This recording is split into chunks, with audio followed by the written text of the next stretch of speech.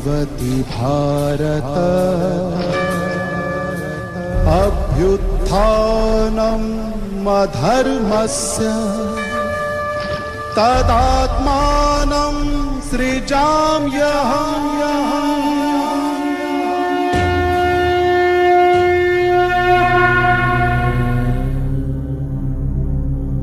गीता में वर्णित इस प्रसिद्ध श्लोक में भगवान कहते हैं कि जब जब भारत में धर्म की अतिग्लानि हुई, अधर्म बढ़ा, तब तब धर्म की पुनर्स्थापना करने के लिए परमात्मा ने इस धरा पर अवतरण लिया है।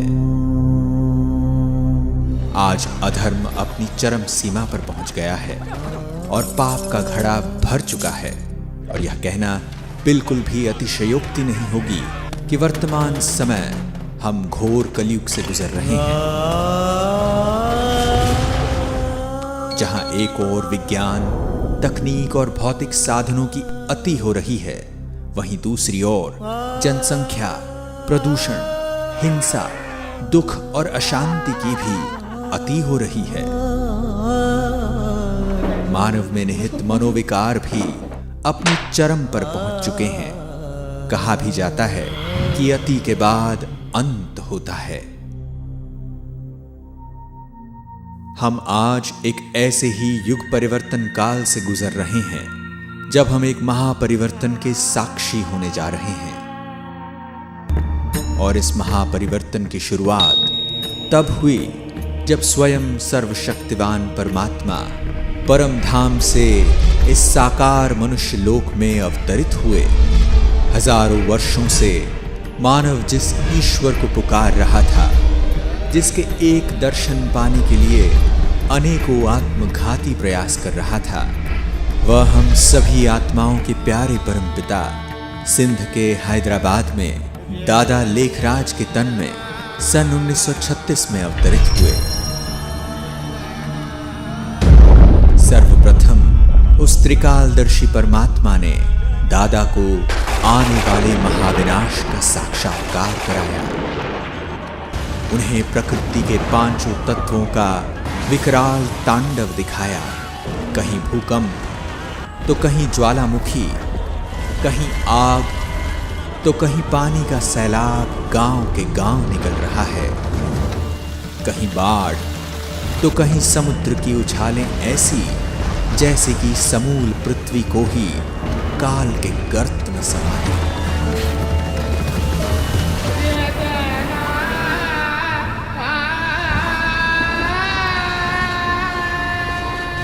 साथ ही उन्हें कत्लेआम का मंजर भी दिखा, जहां सारे विश्व के महायुद्ध में विध्वंसकारी हथियारों द्वारा नरसंहार दिखा,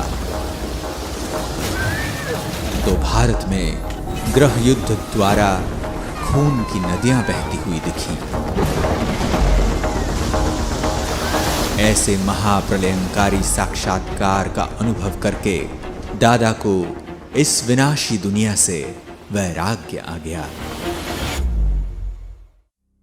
तत्पश्चात परमात्मा ने उन्हें कलयुगी सृष्टि के महाविनाश के बाद आने वाली स्वर्णिम सतयुगी सृष्टि का भी दिव्य साक्षात्कार कराया, जिसमें उन्हें एक अति मनभावन दुनिया का नजारा दिखा।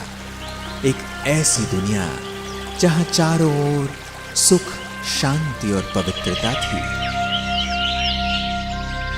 एक ओर जहां प्रकृति अपने संपूर्ण सतोप्रधान स्वरूप में थी, वहीं सभी मानव भी सर्वगुण संपन्न देवता स्वरूप में विचरण कर रहे थे।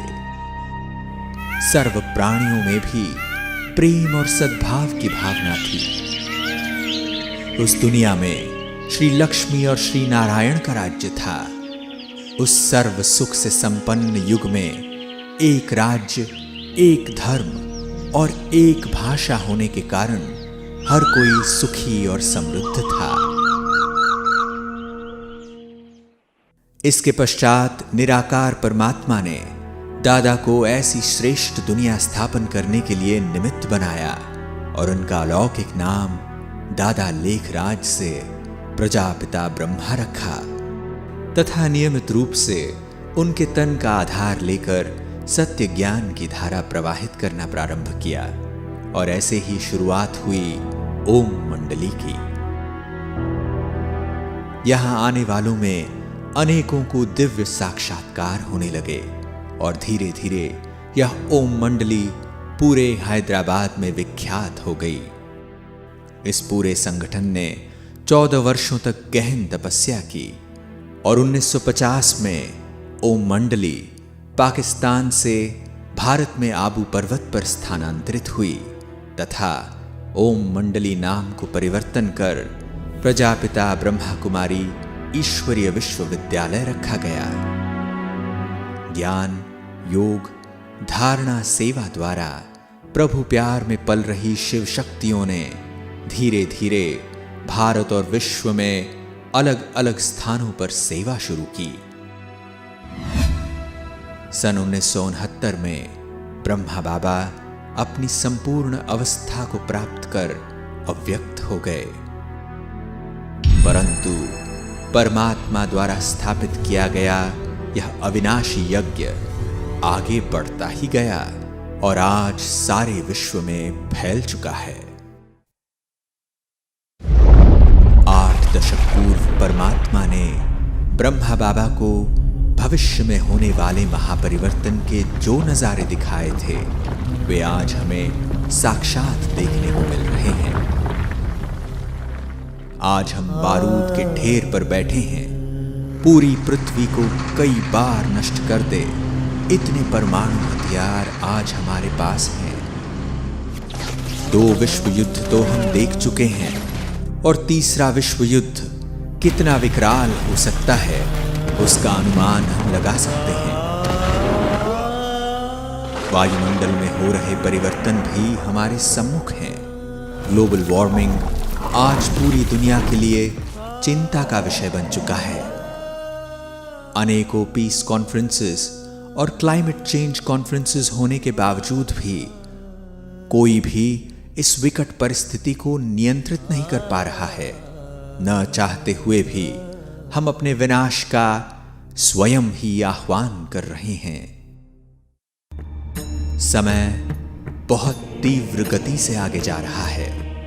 आवश्यकता है कि हम सभी इस महापरिवर्तन काल को पहचानें। हमारा उद्देश्य आपको महाविनाश की बात से डराने का नहीं, अपितु उस विनाश के बाद आने वाली नई स्वर्णिम सतयुगी दुनिया के बारे में बताना है। इस परमात्मा अवतरण की वेला के महत्व को जान परमात्मा द्वारा बताई जा रहे श्रीमत को अपने जीवन में धारण करने से ही हम उस दुनिया में जा पाएंगे।